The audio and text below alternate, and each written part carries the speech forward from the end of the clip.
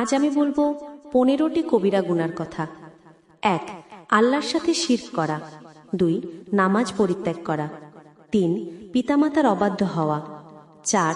অন্যায়ভাবে মানুষ হত্যা করা। 5. পিতামাতাকে অভিসম্পাত করা। 6. জাদু টোনা করা। 7. এতিমের সম্পদ আত্মসাৎ করা। 8. জিহাদের ময়দান থেকে পলায়ন করা। 9. সতী সাধ্বী মুমিন নারীর প্রতি অপবাদ দেওয়া। 10. রোজা না রাখা। 11. যাকাত আদায় না করা। 12. ক্ষমতা থাকা সত্ত্বেও হজ আদায় না করা। 13. জাদুর বৈধতায় বিশ্বাস করা। 14. প্রতিবেশীকে কষ্ট দেয়া। 15. অহংকার করা।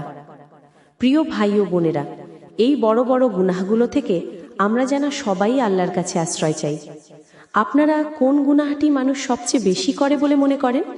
কমেন্টে জানিয়ে দিন। দেখি কে কতটা সচেতন আল্লাহর বিধানের ব্যাপারে।